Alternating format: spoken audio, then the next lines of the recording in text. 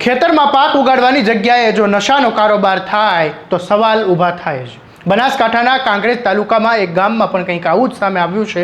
પોલીસને બાતમી મળી હતી। એસઓજીની ટીમ બાતમીના આધારે અહીંયા પહોંચે છે અને ખેતરના ધાડિયામાં દરોડો પાડે છે અને જેમાં દરોડામાં જે મળે છે તે જોઈને સમગ્ર વિસ્તારમાં ચકચાર મચી જાય છે।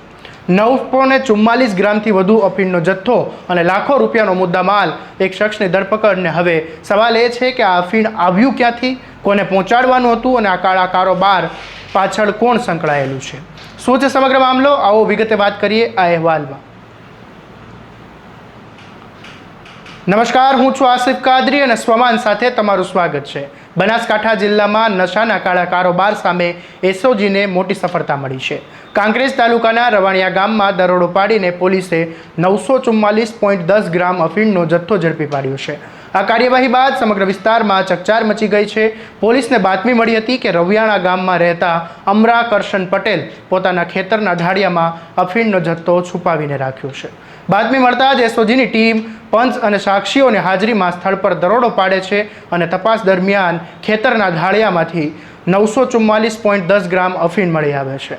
પોલીસે સ્થળ પરથી અફીણનો જથ્થો કબજે કર્યો, સાથે કરશન પટેલ જે છે અમરા પટેલ તેમની અટકાયત કરી અને આ કાર્યવાહી દરમિયાન અફીણ સહિત કુલ અંદાજે 4,77,000 રૂપિયાનો મુદ્દામાલ પણ જપ્ત કરવામાં આવ્યું છે। પ્રાથમિક તપાસમાં પોલીસને શ્રવણ ગૌતમલાલ નામના એક વ્યક્તિની સંડોવણી હોવાનું પણ સામે આવ્યું છે।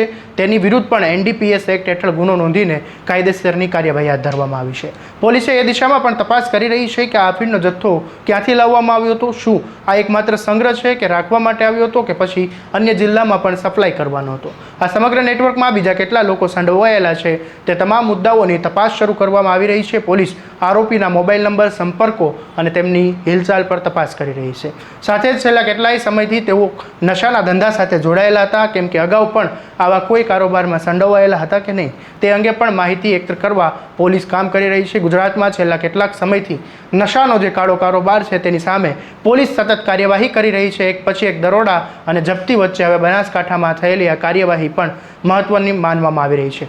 હાલ પોલીસે આરોપીની પૂછપરછ વધુ તેજ કરી છે અને હવે તપાસમાં જે બહાર આવશે કે અફીણનો જથ્થો કોના માટે હતો, ક્યાં પહોંચાડવાનો હતો અને આખા નેટવર્કમાં હજુ કેટલા લોકો સામેલ છે। દરેક અપડેટ માટે તમારા સ્વમાનને સબસ્ક્રાઇબ કરી દેજો અને આ વિડીયોને શેર કરવાનું ભૂલતા નહીં। નમસ્કાર।